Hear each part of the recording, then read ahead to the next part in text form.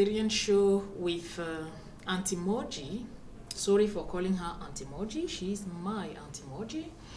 We will do things a bit differently. So this time, I have to thank Auntie to letting herself out there for some Q&A questions.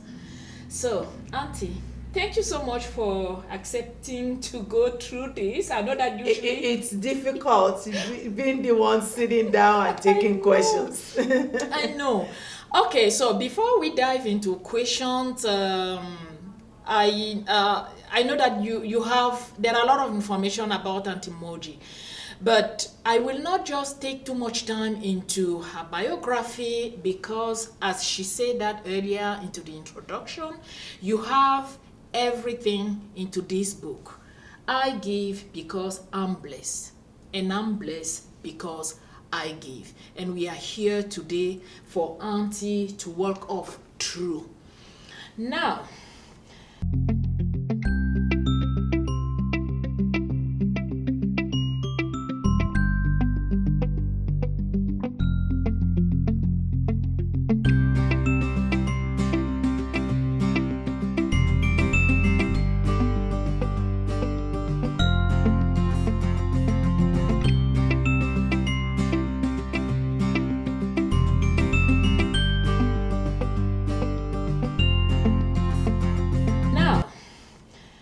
dive right into business. Auntie, Yes. could you tell us when did you first move to Canada? Well, I first moved to Canada in 1978, and I arrived actually here in Calgary at that time. And it was February 27th, I remember, that it was bitterly, bitterly cold, even for a girl coming from a tropical country I guess. to in the heart of Yeah. winter season in Alberta. Did you know winter before? No, I didn't know, obviously, because I came in my skirt suit with Oh, open yes. toes shoes. Yes. Like No, really? no winter coat. My idea of a jacket at the time was my jacket that came with my skirt suit.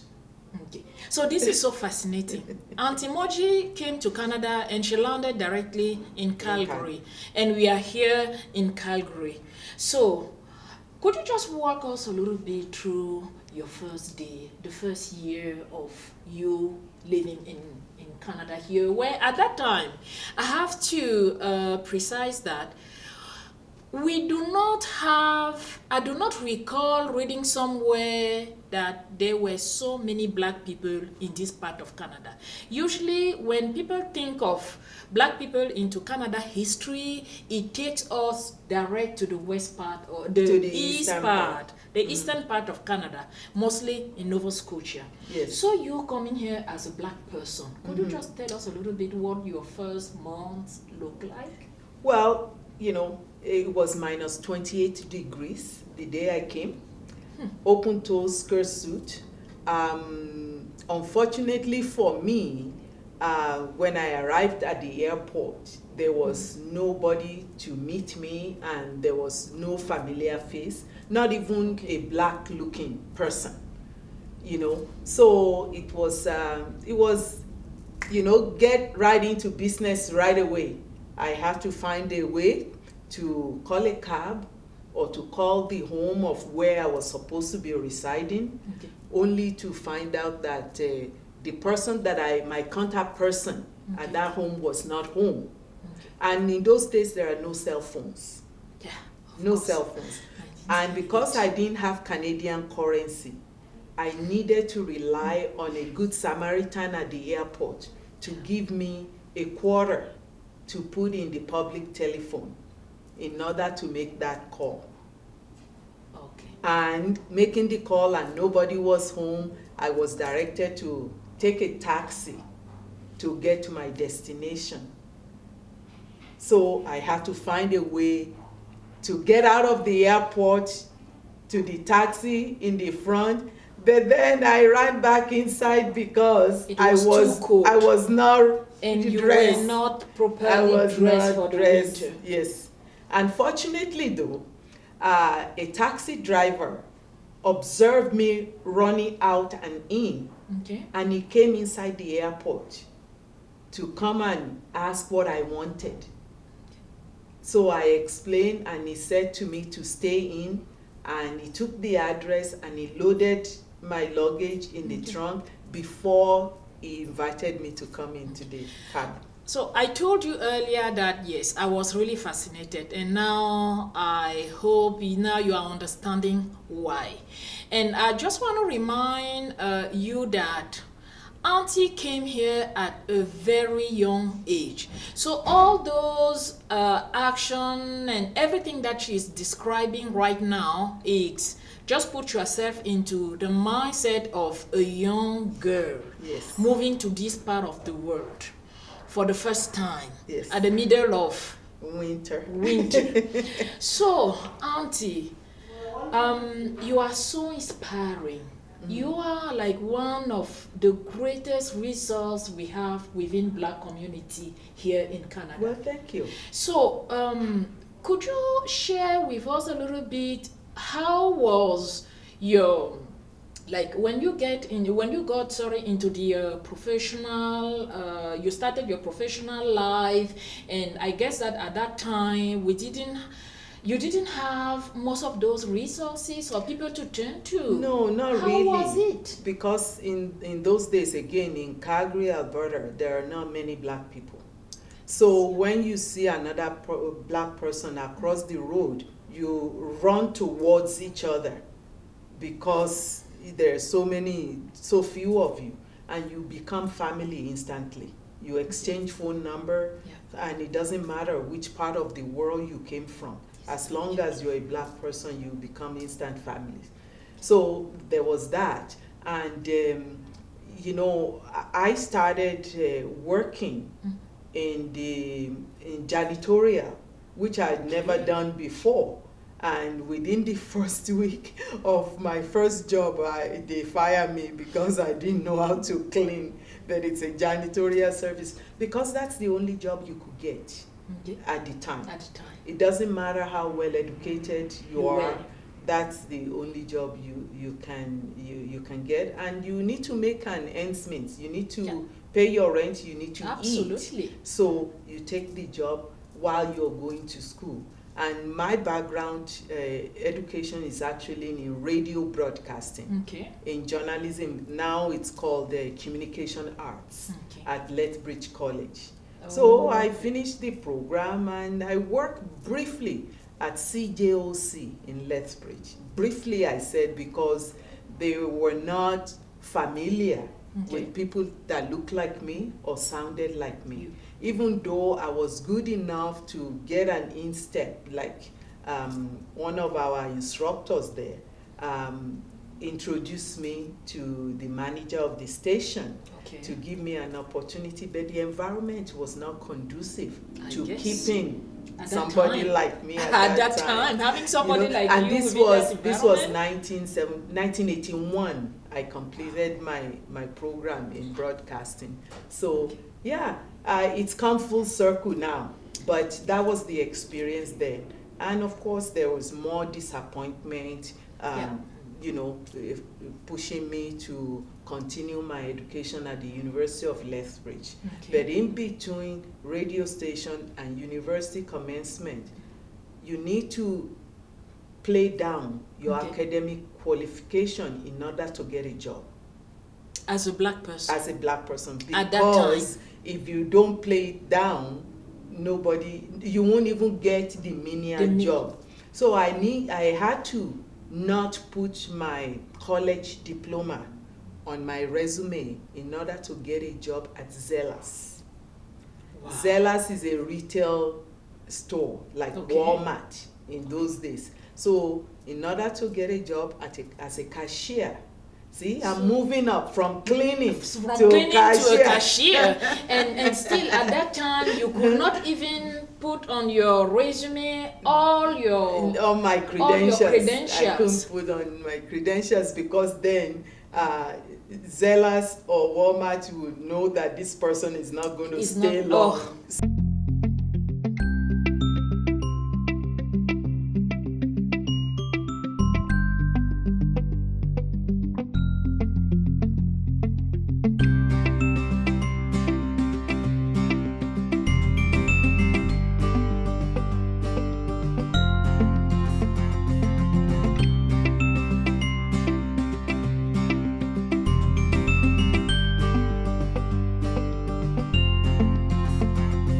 Yeah, but they didn't realize that as an immigrant, Okay. you didn't have that luxury not to No. stay.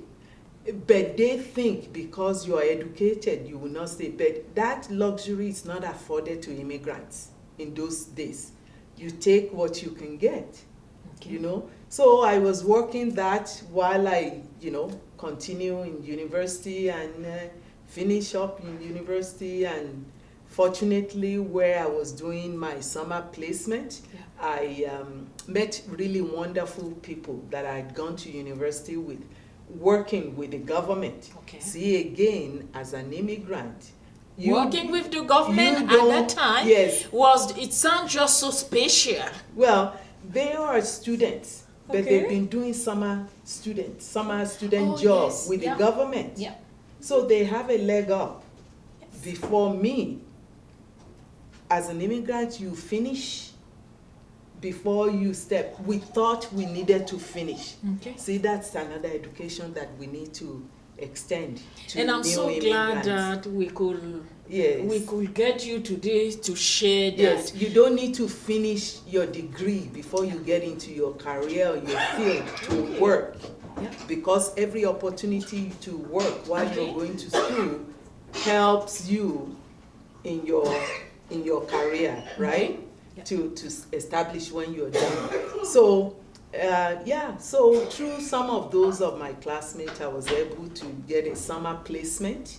And from the summer placement, then I from the summer placement, I ended up getting an opportunity to interview for a job here in Strathmore.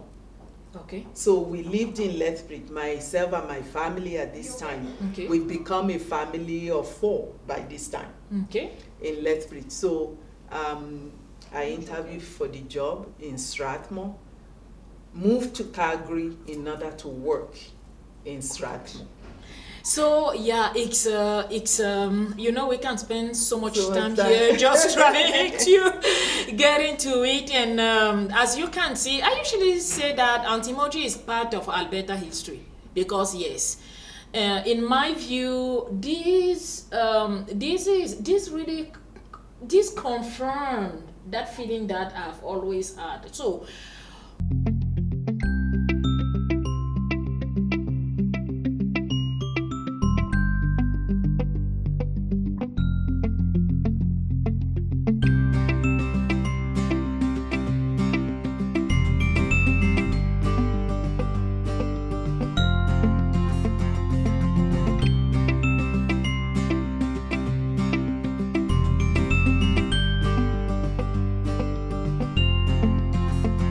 How did you feel seeing or witnessing Alberta and Calgary really growing up, developing day after day, year after year until what you have today?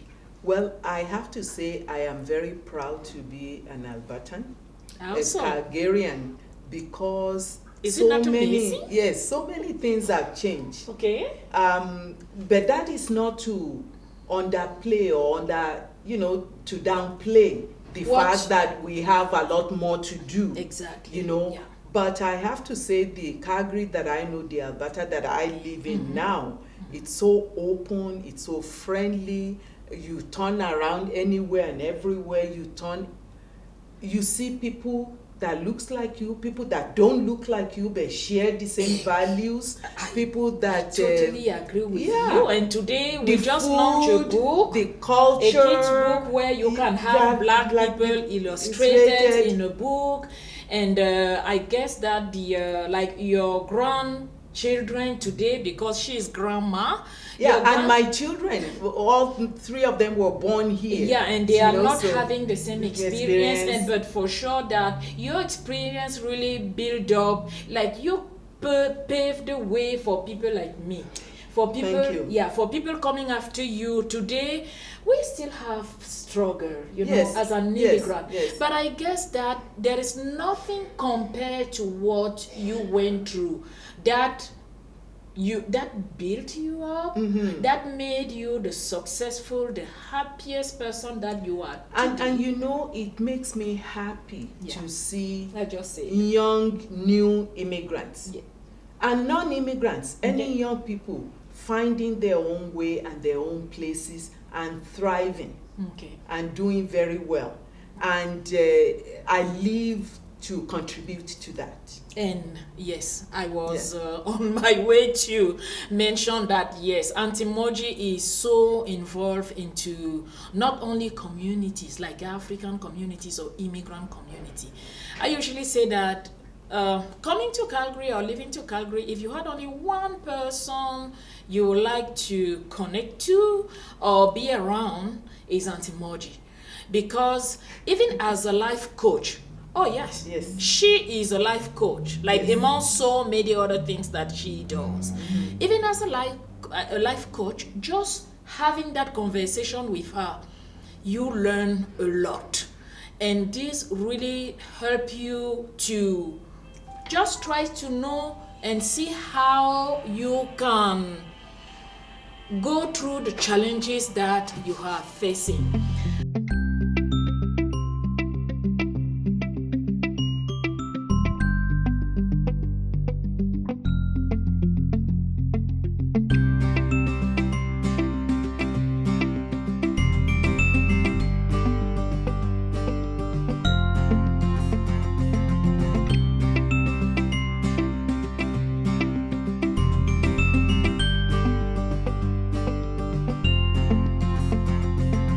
So Auntie, I know, it's just so great having people like you. In Africa, they usually say that elders represent that wisdom, that knowledge.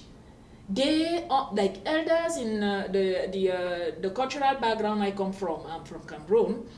They are really like libraries by themselves. So this is what you represent for me. Oh, thank you so much. Thank you. So thank you so much. And unfortunately, thank you for watching us. And we will not keep you so long because there are so many things to know about Auntie Moji. And guess what? You can easily have access to those in this book. We mentioned it earlier. I give because I'm blessed. I'm blessed because I give. Yes. You want to be inspired, you're asking, you have so many questions about what are your next step into your immigrant journey. Or life's journey. Now you know where you can start having those answers to your question. Thank you so much. Thank you. Thank you so much, Amy. Thank you. Thank you for watching, and we'll see you again next time. Don't forget to share, like, subscribe, and become our, supporters. Thank you. Bye.